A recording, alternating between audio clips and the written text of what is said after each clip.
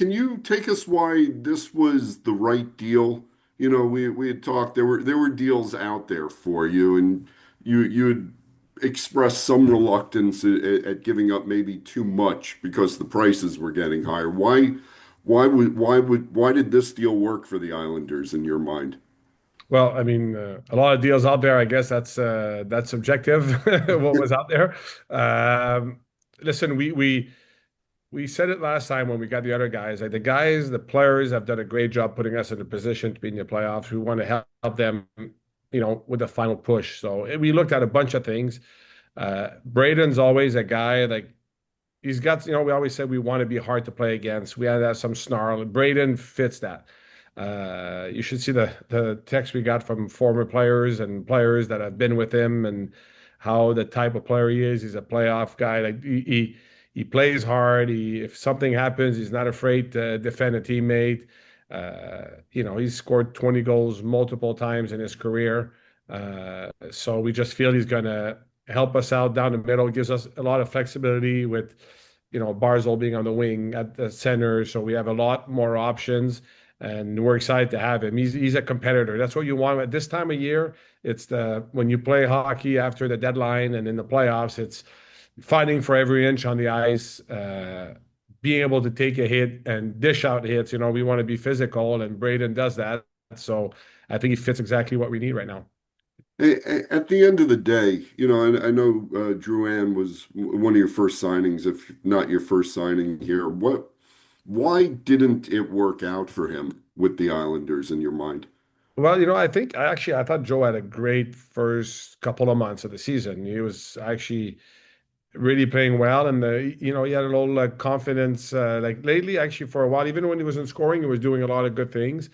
And things were a bit tougher lately, confidence-wise. And Joe, awesome at it the whole time. Like he kept working, and yes, the production wasn't there for a while, but I can't say he was playing poorly.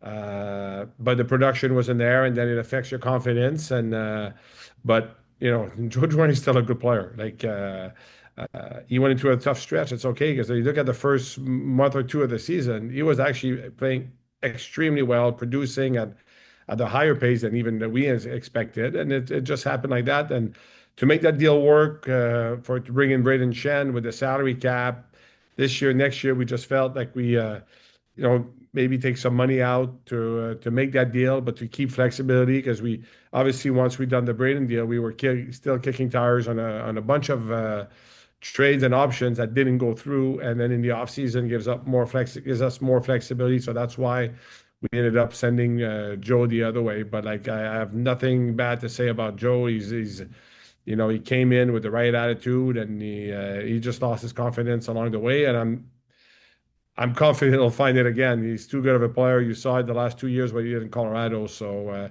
I called him, I thanked him, and I wish him all the best in St. Louis. Ethan Sears, New York Post. Hey Matthew, thanks for doing this. I'm curious, do you see Braden fitting in as a center or a wing, or is that just something you guys are going to figure out along the way?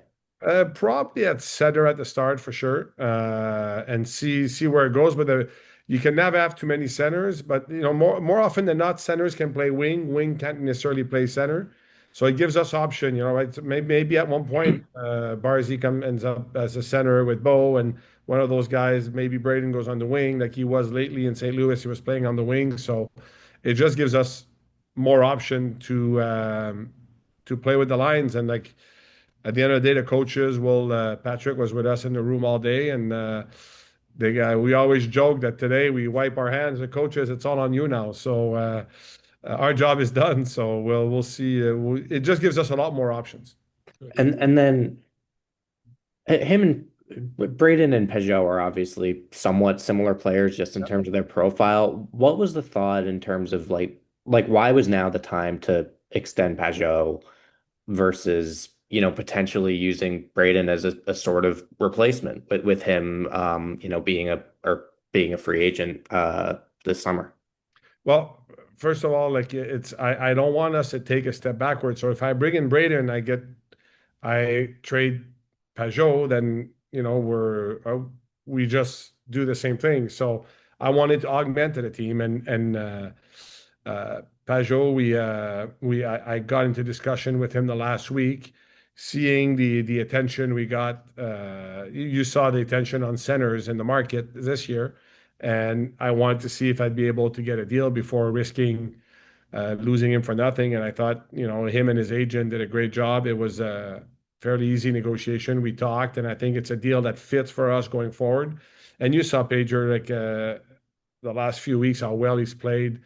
He's played well all year, and he got hurt, and then he played really well. And in the playoffs every year, he's good. So he's only 32 years old. He's got to turn 33, or he just turned 33. Like, he still has years left in his career. So I don't want to take a step back. So why take a player out to bring a similar player? If not, I would have just kept the player and do nothing and um, just ride with what we have right now. But now I think we improved the team. Pager is hard to play against. Braden Schenn is hard to play against. So you bring more of those guys. Like you're not getting at the deadline a superstar that's going to come and score 50 goals for you. The reality of it is it rarely happens at the deadline. So unless you're getting a rental, I don't like going into rental market. So we paid this price because we'll have Braden for a few more years as it gives time to our prospects to come in and our guys that will be turning pro to gain the experience, maybe whether it's in the minors or even in the NHL. You don't come in right away with a big role. So the timing works well with our transition we want to do. Stefan Rosner, the Hockey News. Hey, Darch, thanks for doing this. Where do you see Calum Ritchie now fitting in? Do you view him as a winger now, at least now with Schenn here? Oh, possibly. Again, it just gives the coaches options. Yeah, he might go on the wing a little bit, and it might make it easier for him because playing down low in your zone sometimes as a young guy, as a 20-year-old who actually just turned 21, I think, last month. So it's again, it's more options. We know he can play center because knock on wood, but we can have injuries between now and the rest of the year. So having a lot of centers doesn't hurt you. So yeah, Cal will still have a role, whether it's on the wing or at center. So again, it's all about having options, and you can have all your four lines working great, and at one point they go cold a bit, so you change things. That's the reality of an NHL season. I don't see one team in the league keeping the same lines all year, so it just gives us more options. And then with Cal, just what have you seen from him so far this year? Well, it's an adjustment to him. We know he has the abilities.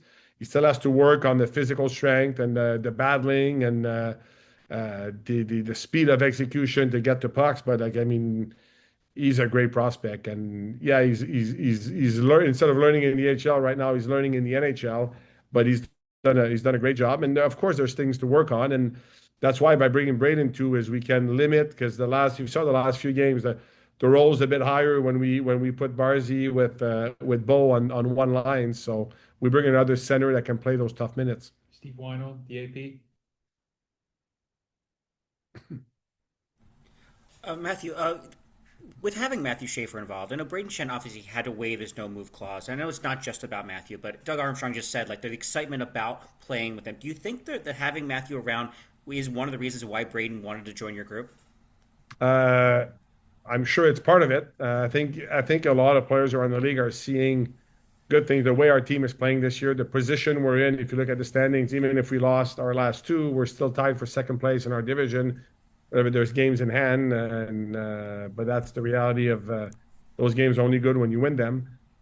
So I think there's excitement. And of course, Matthew's part of that. They see all right, there's still young guys, Matthew and Calum Ritchie, they're already in NHL, and they see our prospect pool because when these opportunities come, they talk with agents, they do their own due diligence and research, especially when you have to waive a no-trade clause. So when I spoke with Braden this morning, once we did the trade, he's really excited where we're going. Not only this year, he loves the position we're in this year, but he sees, all right, at that stage of his career, he doesn't want to go into a rebuild and play meaningless games. He wants to play meaningful games. So that's what was exciting for him for this year and the years going forward. And with the new CBA rules and not double retention and the playoff cap, how much do you think that affected maybe some of this being a little bit quiet of a deadline, big picture? I don't know. For us, we're in LTI, so usually LTI, you have to match the whole money. So we didn't have to play too much with accrued money. And it might have. There's also, I think one of the realities this year too is there's still so many more teams that are still in it or have a chance. So they're thinking, well, even if I'm not sure I'm going to make it, but I'm not going to sell the farm and try to go down. So there was probably less teams selling this year. It was probably more of a seller's market because of that. It's a supply and demand. So I think that plays a factor too. And the cap, it depends which team. And we had plenty of cap space because of our LTI, so it wasn't an issue for us. But I'm sure some other teams it might have affected some of the decisions and the double retention and where I came from. We've used that double retention quite a few times over the years. So. Rachel Lucier, NewYorkIslanders.com. Matthew, you talked about helping the team with the final push here. And of course, Schenn is a guy with a Stanley Cup and over 1,000 games played. You also brought in Carson Soucy and Andre Palat earlier last month. Just what does it do for the locker room when you have guys that have won before and bring that veteran presence to the team during this crucial stretch? Well, you can only gain experience by living it. So like we want to make the playoffs this year. We want our younger guys to experience that and having players that have been through it definitely helps those young kids what to expect and how many of them have played 7 rounds. Like, yeah, you might play 7 game series in juniors, but it's not the same thing as playing in the NHL. It's a physical game. So having guys that have been through it just helps us make the push. And once we're in the playoffs, hopefully go on a run in the playoffs. So having those guys that have been there makes a difference for sure. Instead of guessing and all right, let's sometimes the idea, oh, let's all the young guys play, but they need to be surrounded with good players to help them guide them through those steps as they progress in their career, and that's what we did with those acquisitions.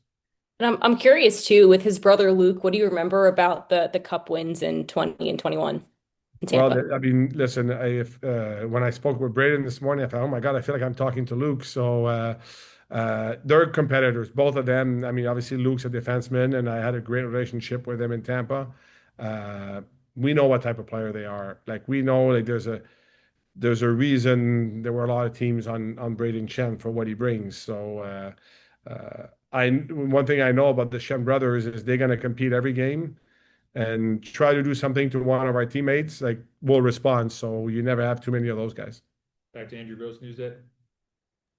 Yeah, Matthew, I know developing a trade is more of a bigger picture. It takes time and there's a longer evaluation. But what you saw the first 2 games of this road trip, did that impact or give you any greater sense of urgency in wanting to help this roster? Well, yes and no. Like we weren't happy with our last 2 games, don't get me wrong, but we had won 5 in a row before and 8 of 10. So every team will go through that. You look at Tampa Bay right now, they lost 4 in a row. Like it happens to teams. Are we happy with those games? No. Are there things we can do better? Absolutely. So I didn't let those 2 games. Sometimes it's tough because one game when you lose, you go home at night and you're I don't want to say pissed off, but you're thinking, all right, what can we do better? Like, do we have this? Do we have that? And when you win, everything's nice and rosy. So I try to be mature enough not to let it influence what I was doing too much. Bottom line, we're tied for second place in our division. I wanted to give a little push. And yes, part of the way we played the last 2 games, I think Braden makes a difference in the way you want to play those hard. Like I felt we were a bit more passive the last few games. Maybe the urgency could have been a bit higher. So guys like that will bring you into the fight. Also, it's going to happen. Some games you're going to start sluggish, but we have guys that more and more guys that can bring you into the fight. And the beauty of it is we didn't touch any of our top prospects that will turn pro next year. That was the goal of this. And luckily for us, we had 2 first-round picks, so I was okay to move one because I'm still drafting in the first round this year. I still have my first-round picks going forward.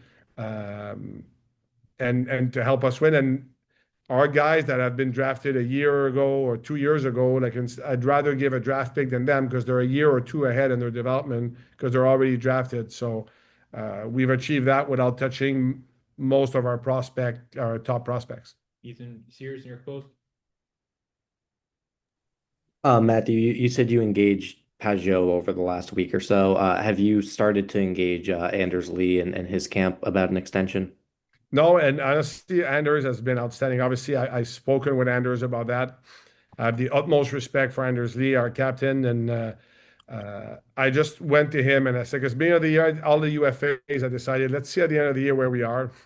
Now we're in the playoffs, and you saw the market for centermen. At the end of the day, centermen are in high demand, especially a right shot centerman that's 60% on face-off, that has playoff experience. So I understand the reason is because the prices that you saw, like I had to make sure that uh, I'm able to sign him instead of just gambling. And I think I probably would have, like I told you before, I think I was comfortable with going through. But now when I saw where it was going on the market, I wanted to make sure I could get a deal that works for both of us. That's fair for me, fair for him, because the goal is not to have the player be grossly underpaid, relatively speaking, because you want the player to feel good about what he signs. So that's the reason I went there. And Anders was great about it. He's actually been playing him, Pageau, and Holmstrom have been our best line the last few games. So, like Anders is a pro, he understands. But for me, it was important to have that discussion with him. Yeah, a discussion with him a few weeks ago about where we were going. And then when we got the deal pretty much done with Pageau, I made sure I sat down with him to explain why, and he understood. And again, as Anders is always the way he acts, he was a true pro. He understands like it's about this year and going forward, and it was about managing assets for me. So that's why we went that way. Kevin Moore, News 12.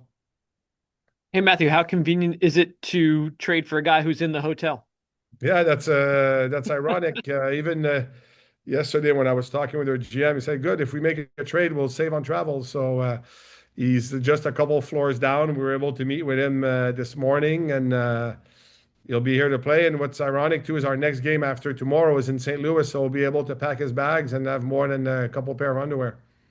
Stefan Rosner, The Hockey News. Matthew, is there any update on Romanov's timeline? Romy's doing really, really well. You see him, like he skates before practice. I think there's a chance he could be ready for the playoffs. If not, like very early in the playoffs. So he's trending really well right now.